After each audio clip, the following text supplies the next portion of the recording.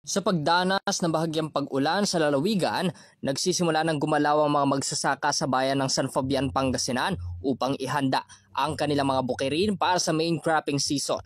Bilang tugon sa nalalapit na panahon ng taniman, sinimulan na rin ng lokal na pamahalaan ang pamamahagi ng hybrid rice seed subsidy.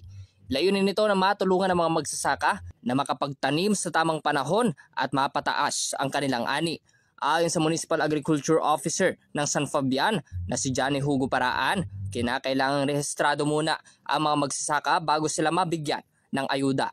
Isa itong patakaran upang masiguro na ang mga lehitimong magsasaka lamang ang makakatanggap ng suporta mula sa pamahalaan. Tinataya namang nasa mahigit 3,000 na mga sako ng hybrid rice seeds ang kasalukuyang nakaimbak sa kanilang tanggapan. Sa kabila ng dami ng pumipilang benepisyaryo, inihayag ng tanggapan na wala pa sa kalahati ng mga rehistradong magsasaka ang nakakakuha ng kanilang alokasyon. Inaasahan namang mas dadami pa ang kukuha ng subsidiya habang lumalapit ang peak season ng pagtatanim ngayong tag-ulan.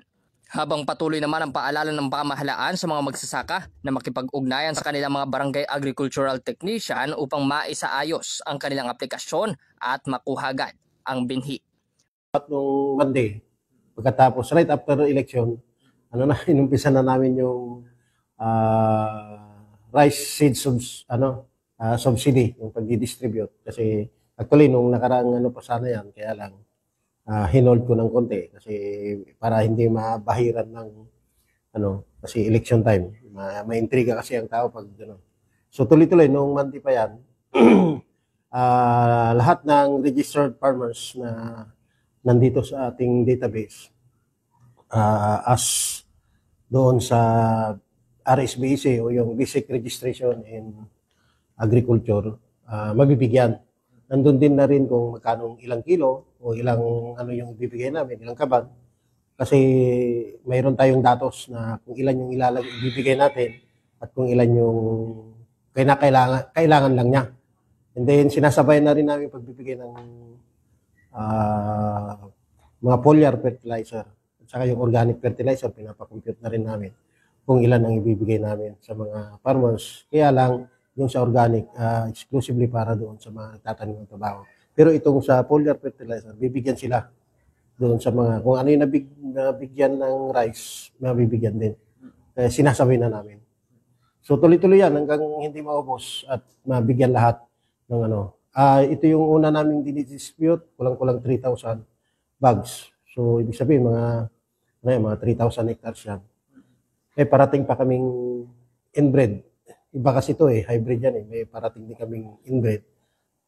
Yun yung may mga farmers din kasi tayo na ang gusto itanim yung inbred. So iba rin kasi yung kanya-kanyang taste din ng mga lasa din yung mga saka mayroong mas mahaba ang grains, may medyo mas mabilis, may 90 days may So mamimili sila kung ano yung variety na gusto nilang itanim. Yung system natin kasi may binibigay tayong ID. Pag prinisin yun, makikita na rin namin yung pangalan nila, yung yung mga datos na nandun, pati yung area niya, ginano natin sa computer. Makikita na para at least yung allocation, makikita kung ilan yung pwedeng ibigay lang sa kanya para hindi sobra-sobra, hindi naman kulang. Yun ang kagandahan ng paglalagay o may database para yung iba kasi minsan nung hindi pa natin i-implement yan, kahit na kalahati hektare lang, sasabihin isang hektare, so sobra-sobra. Kasi kaalinsabay din ng pagbibigay natin ng rice subsidy ay may mga brochure tayong binibigay at saka may mga pag-aaral sa barangay, yung tinatawag nating Farmers Field School na kung ilan lang talaga yung dapat na sa Pangasinan, yung ipasadsar o yung ibunubon sa Ilocano, kung ano ipupunla lang, yun lang ang para hindi nasasayang at tamang-tama yung allocation naman para sa resources ng ating gobyerno. So, yun po ang dapat lang na ibigay. Kasi minsan kasi nasanay tayo sa sa sobra-sobra, binibigyan din natin ng allocation yung mga kuhol at saka mga kaya sinusobrahan. Pero dapat na stop yun para hindi sayang yung resources ng gobyerno. Yung tamang-tama lang. Kasi actually yung computation namin lalo na sa pinag-aralan naman ng mga scientists natin yan, mga agricultural scientists natin, na yung allocation na yon ay may kunting sobra at hindi naman kulang. Tamang-tama lang. So, pang main crop yan, itong taniman ng June. Saka ano. So, nagbibigay na kami as early as this month. Kasi, kailangan malinisan na nila, prepare na nila. Kasi, kung minsan, yung mga farmer natin, pag medyo may ulan na, naghahanap na sila, kahit na, so, kukuliting ka rin. So, nandyan na rin lang. Kung mapapansin nyo yung office namin, wala na kaming madaanan. So gusto na rin namin ma-dispose para At saka ibang-iba kasi pag nakanda rin ang farmers, maganda rin yung mas maaga yung planting season. So nakakapag-second crop pa sila kasi naabutan pa ng buwan ng minsan September mayroon nang nagano. So pwede pa, marami pang tubig ang irigasyon, yung tubig, makakapag-second crop pa sila. And then mais, kailangan ng So mas maaga, mas okay yung pagbibigay natin ng mga ganitong intervention ng gobyerno. Opo, wala pa sa kalahati. Siguro, baka hanggang next week pa yan.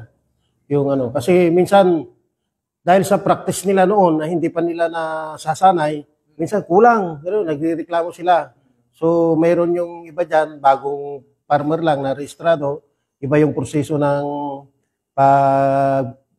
nila ng punla, may nasisira. So, may allocation din kami para doon. Kaya lang, siyempre, hindi ganun limited lang. So, ready naman yung mga technician natin, mga assigned technician na ginaguide naman sila. At saka may hotline naman kami dito, bawat barangay, tinatawagan yung assigned agricultural technologies para gabayan din sila o kaya kung may tatanong sila. Para sa programang Zona Libre, Patrol numero 4, Bombo Justin Ramos nag-uulat para sa number 1 and most trusted radio network in the country, Bombo Radio Philippines. Basta Radio, Bombo!